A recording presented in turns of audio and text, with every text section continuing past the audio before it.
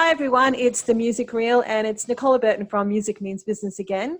I've got the Pushworth boys, Manny, Mark and Michael, and a very special guest today. We have the one, the only, Dan England. Dan, it's a pleasure to have you with us, my friend. Now, pleasure to be here. Hey, Dan. We've been working with Dan for at least the last decade. As many of you know, he rose to fame with a notorious reality music TV show. And we've been working with him live and local, and one of the most in-demand artists that we work with, voice like a bird, a very talented young rooster.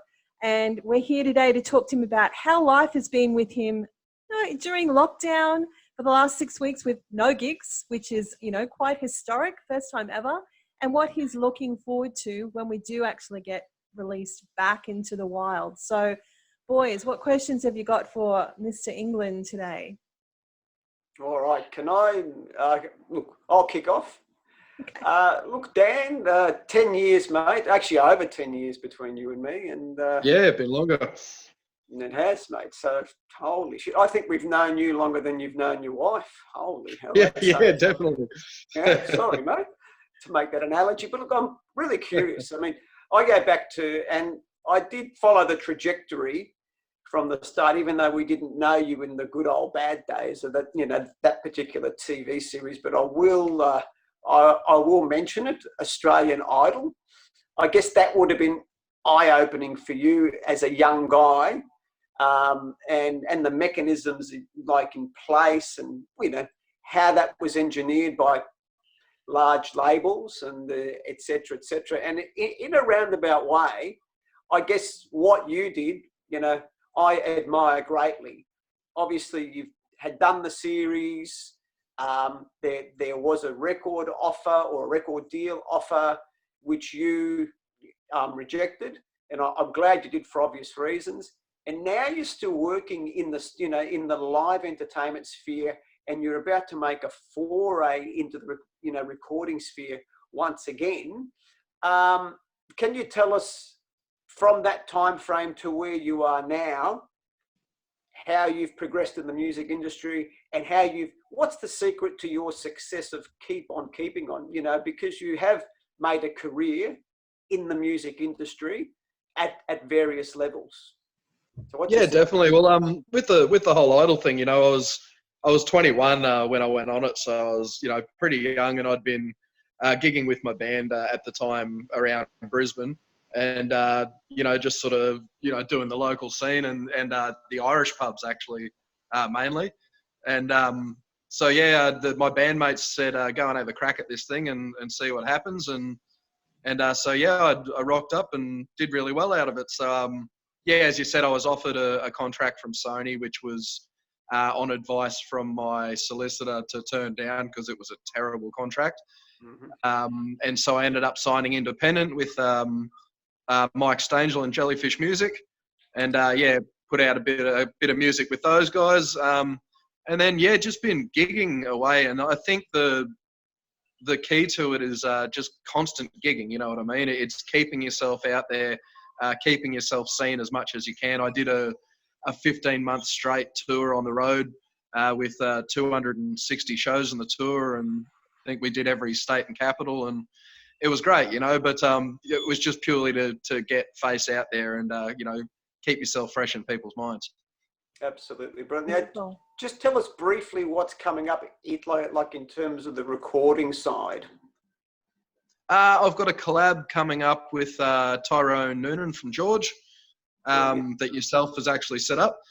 So because you manage all you ties through you guys as well, so which is helpful and awesome. So so we'll be getting together at his studio to put some ideas down and see how that goes. Can't wait. Absolutely can't wait. I'll leave it up to Michael now. Yeah, hey Dan. I mean, your favourite booker here from Pushworth, obviously. Yeah, hey, mate. Good. Hey, I just wanted to get your thoughts. Obviously, none of us saw any of this coming, and we're probably a little bit set in our ways before this all happened. This is the way we do things. This is what I do. How has all this sort of changed the way you view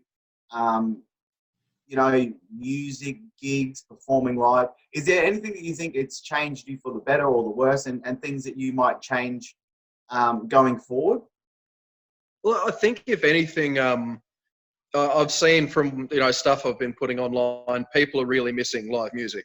So it's I think, well, hopefully when it all does come back and the pubs open and stuff like that, people are going to really start going back to see music in a big way, and be really enthusiastic about it, which is great, So because it's one of those things, and I've seen, probably over the last 15 years in the industry, a little bit of a decline sort of thing of people seeing live music, as opposed to going to see DJs and that sort of stuff too, or literally just staying at home once they cut smoking out of pubs. That cut a bit of our crowd, and then there's the pokey thing and that sort of thing as well. So people, I think, were or just getting a bit blasé about live music because it's it's always sort of been there. So I've really seen through doing the online stuff an appreciation for it, that people, I think, are going to want to go out to venues again and see live music.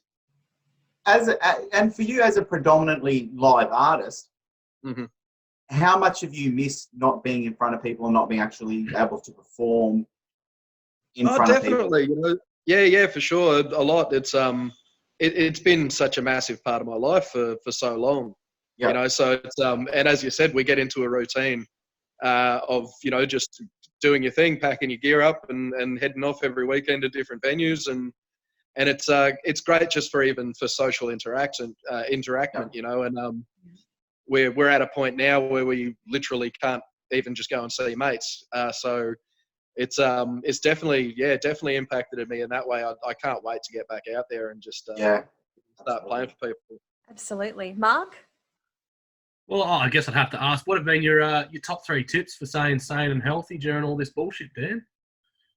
Well, for me, luckily, I've just bought a puppy, so that's been keeping me very, very busy, pretty much, because she is extremely full on when she's awake. But but it's great. What breed of dog?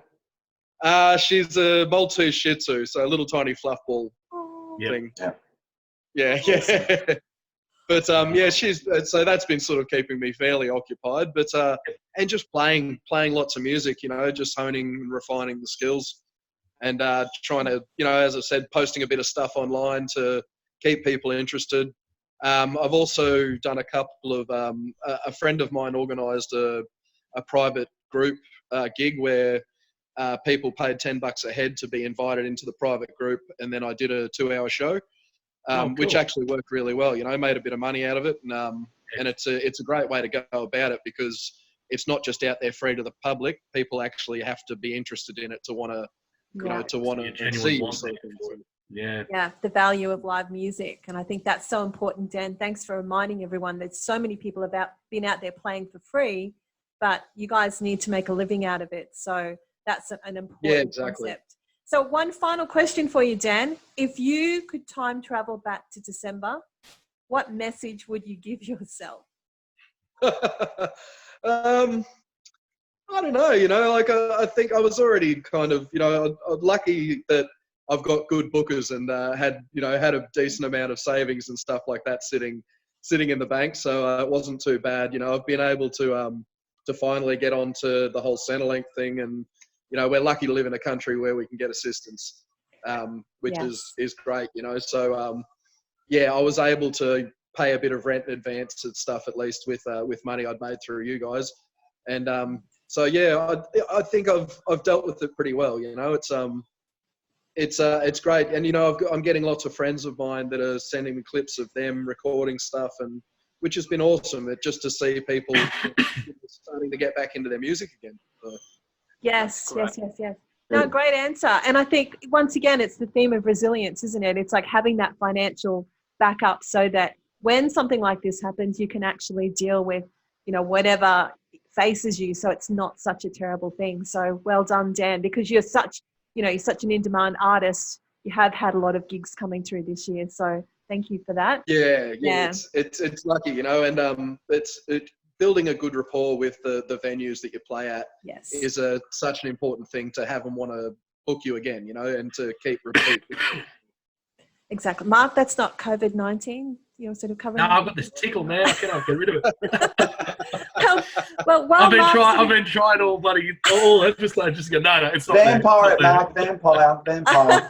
Well, Dan, thank you so much for spending some time with us this morning. We're so happy to see how well you're going. Keep up those beautiful lives that you're sort of sharing with us. And we can't wait to see you in a couple of months when we're all released back into the wild. So take care and thank you. Thanks, everyone. Thank you very much. Thank See you, you. Dan.